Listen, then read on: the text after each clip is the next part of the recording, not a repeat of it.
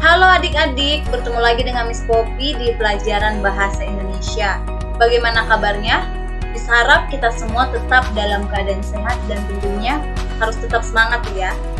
Kali ini kita akan belajar tentang teks eksplanasi. Mari kita perhatikan video berikut ini. Siapa yang suka dengan pelangi seperti video berikut? Pelangi adalah suatu hal yang sering kita nanti-nantikan setelah hujan reda. Karena pelangi ini salah satu gejala alam atau fenomena alam yang dapat memukau banyak orang. Dan tak jarang pelangi menjadi inspirasi bagi banyak orang. Maka fenomena tersebut dapat kita jelaskan dengan teks eksplanasi. Kalau begitu, apa sih itu teks eksplanasi? Mari kita bahas bersama.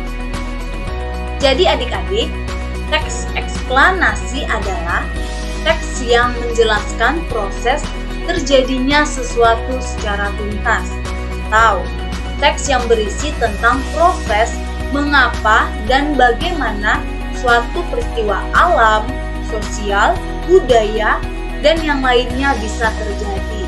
Contohnya, proses terjadinya hujan, atau proses terjadinya pelangi, atau proses peristiwa sosial dan budaya. Lalu adik-adik, apa aja sih ciri-ciri teks eksplanasi? Maka yang pertama, memaparkan atau menjelaskan informasi tentang mengapa dan bagaimana suatu fenomena itu terjadi. Yang kedua, fenomena tersebut dapat berupa fenomena alam atau fenomena sosial. Jadi tidak hanya tentang fenomena alam saja, namun bisa juga tentang fenomena sosial atau bahkan budaya. Yang ketiga, membuat penjelasan yang bersifat ilmiah dan sistematis. Dan yang keempat, memaparkan urutan kejadian tentang bagaimana suatu fenomena itu bisa terjadi. Selanjutnya, apa sih itu tujuan dari teks eksplanasi? Maka tujuannya adalah 1. Menjelaskan fenomena atau peristiwa yang pernah atau sedang terjadi. Kedua, menjelaskan sebab dan akibat terjadinya suatu peristiwa. Lalu adik-adik, bagaimana sih struktur dari teks eksplanasi? Maka pada teks eksplanasi itu ada 3 struktur. Yang pertama, identifikasi fenomena. Yang kedua, proses kejadian, dan yang ketiga adalah ulasan. Mari kita bahas bersama ketiga struktur ini. Struktur yang pertama ada identifikasi fenomena. Bagian yang mengungkapkan sesuatu yang akan diterangkan. Jadi biasanya terdapat pada bagian awal sebuah teks eksplanasi. Mengungkapkan apa sih yang akan diterangkan mengenai peristiwa atau terjadinya sesuatu. Hal ini dapat berkaitan dengan proses kejadian alam, sosial, budaya, dan peristiwa-peristiwa lainnya. Struktur yang kedua yaitu proses kejadian, yaitu bagian yang memperinci proses berlangsungnya suatu kejadian berkaitan dengan fenomena yang diterangkan. Maka adik-adik, pada bagian proses kejadian akan muncullah pertanyaan bagaimana dan mengapa. Pada rincian yang berpola atas pertanyaan bagaimana akan menghasilkan uraian yang tersusun secara kronologis. Sedangkan perincian yang berpola atas pertanyaan mengapa akan menghasilkan uraian yang tersusun secara kausalitas atau sebab akibat. Struktur yang ketiga itu ada ulasan, berupa komentar, penilaian, ataupun simpulan tentang konsekuensi atas kejadian yang dipaparkan sebelumnya. Biasanya ulasan itu berada pada bagian akhir teks eksplanasi berupa simpulan, atau komentar, atau bahkan penilaian. Berikut adik-adik ada contoh sebuah teks eksplanasi terjadinya musibah banjir bandang. Pada identifikasi fenomena maka dijelaskanlah apa sih fenomena yang akan dipaparkan. Lalu pada proses kejadian maka dijelaskan bagaimana dan mengapa fenomena atau kejadian itu terjadi. Lalu pada ulasan maka diberikan sebuah kesimpulan dari fenomena itu. Berikutnya kita akan membahas tentang kebahasaan teks eksplanasi. apa aja kebahasaan yang terdapat pada teks eksplanasi. Di antaranya, 1. Pilihan kata tertentu. Lalu yang kedua, konjungsi bermakna proses. Dan yang ketiga, kata kerja pasif. Mari kita bahas ketiga kebahasaan ini. Kita mulai dari yang pertama, pilihan kata tertentu.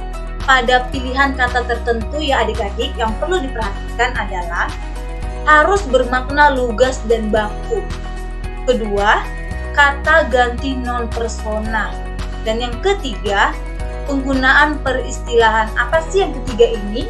Maka, 1 bermakna lugas dan baku katanya, yaitu makna lugas adalah kata yang memiliki makna yang sebenarnya atau denotatif.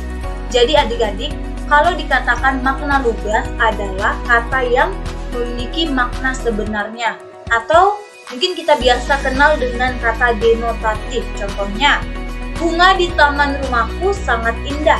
Maka kata bunga pada kalimat ini menunjukkan bunga yang sebenarnya, denotatif.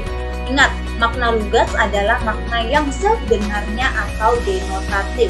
Sedangkan kata baku, mungkin semuanya sudah paham ya, kata yang sesuai dengan KBBI, Kata Besar Bahasa Indonesia. Misalnya kata baku zaman, yang tidak bakunya adalah zaman. Kata baku objek, yang tidak bakunya adalah objek.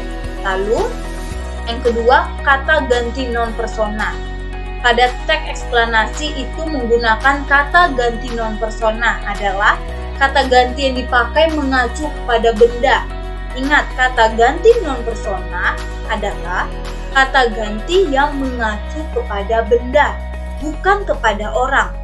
Contohnya menggunakan kata ini, itu, hujan, gerhana, pelangi, kemiskinan, dan masih banyak lainnya.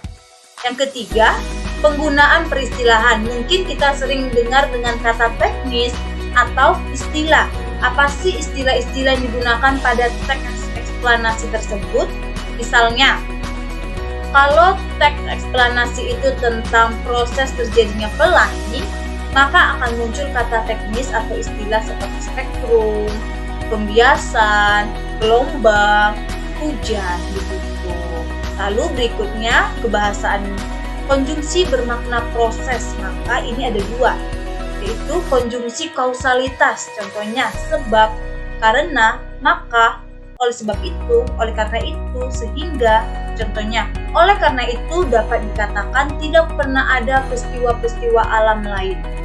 Lalu kedua ada konjungsi kronologis, hubungan waktu, seperti kemudian, lalu, setelah itu, pada akhirnya, ketika, saat, sebelum, setelah, lalu, dan pada akhirnya. Contohnya, hal ini kemudian akan memicu ketidakseimbangan pada air laut. Lalu kebahasan yang terakhir, yaitu menggunakan kata kerja pasif. Apa sih itu kata kerja pasif? Ciri kata kerja pasif yaitu menggunakan awalan di dan ter. Jadi ingat kata kuncinya. Kata kerja pasif menggunakan awalan di dan ter. Contohnya, dimulai, didengar, dilihat, ditangkap, terlihat, atau bahkan terwujud. Contohnya, pelakunya sudah ditangkap oleh polisi kemarin. Begitu ya kata kerja pasif. Jadi, demikian pembelajaran kita tentang teks eksplanasi di kelas 11. Semoga bermanfaat, tetap semangat, dan tetap jaga kesehatan. Terima kasih.